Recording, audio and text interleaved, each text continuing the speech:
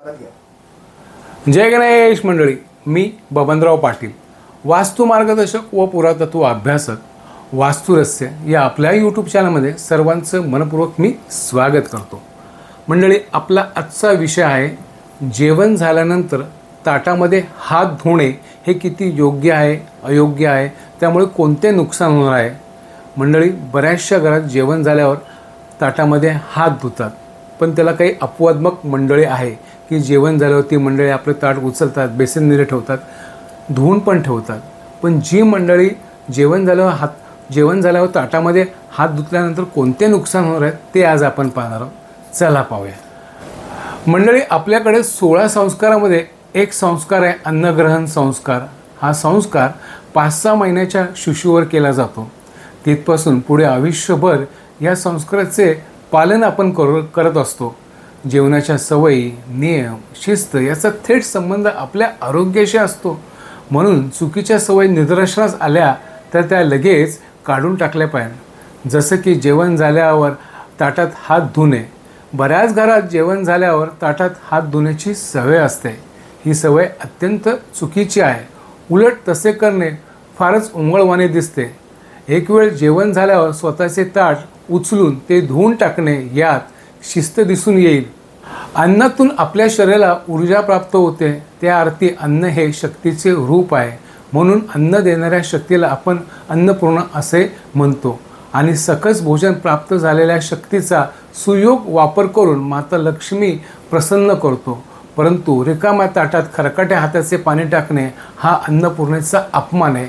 त्यामुळे अन्नपूर्णेची अवकृपा होऊन माता लक्ष्मीचा रोष आपण ओढून घेतो। यासाठी ताटात पाणी टाकणे योग्य नाही।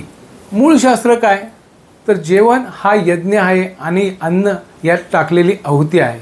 अन्न हे पूर्ण ब्रह्म, उदरभरण नव्हे जाणीजे यज्ञ कर्म असे आपण जेवणाच्या पूर्वी श्लोकात म्हणतो।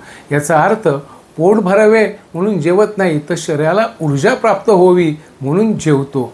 आपल्या पोटात जो अग्नी आहे त्या अग्नाची आहुती टाकल्यावर जेवण पूर्ण झाल्यावर हा अग्नी शांत करण्यासाठी पळीभर पाणी हातात घेऊन आचमन करायचे असते आणि यज्ञाची पूर्तता झाली अशी त्यामागची भावना असते।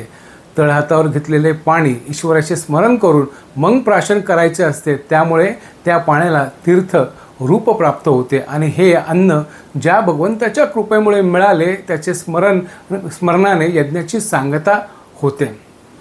जेवताना साधे सोपे नियम लक्षात ठेवावे। जेवणापूर्वी आणि जेवण झाल्यावर देवाचे आभार मानावे। गरज असेल तेवढेच अन्न ताटात घ्यावे, अन्न वाया घालू नये। आपल्या ताटाबाहेर सांडलेले अन्न गोळा करून कचऱ्यात न टाकता चिमण्या कावळ्यांना ते घाला। जेवताना आसन घेऊन बसा, जमिनीवर थेट बसू नका। शक्य असल्यास बसायला कापडी आसन आणि ताटाखाली पाट किंवा चौरंग घ्या। त्यामुळे ताटाभोवती जे बारीक जीवाणू, विषाणू आपल्या ताटामध्ये प्रवेश करणार नाहीत। जेवताना मांडी घालून बसा, पलंगावर बसून जेवू नका। वृद्ध मंडळीने टेबल खुर्ची तर तरुणांनी भारतीय बैठक घालून सहभोजन करावे। चालता फिरता कृपया करून जेवू नका, एका जागी शांत चित्ताने जेवा। जेवताना बोलू नका, अप्रिय विषय काढू नका, वाद घालू नका, रडू नका। आनंदाने जेवणाचा आस्वाद घ्या। प्रत्येक घास हा चवीचवीने खा, सावकाश खा। चमच्याचा वापर करण्याच्या ऐवजी हाताने जेवा। त्यामुळे अन्नस्पर्श आणि अन्नरस याची आपल्याला जाणीव होते। त्यामुळे एक जाणीव होऊन समृद्धी होते। अन्न देणाऱ्या परमेश्वराचे, अन्न पिकवणाऱ्या बळीराजाचे आणि अन्न रांधून वाढणाऱ्या अन्नपूर्णेचे आभार मानायला विसरू नका।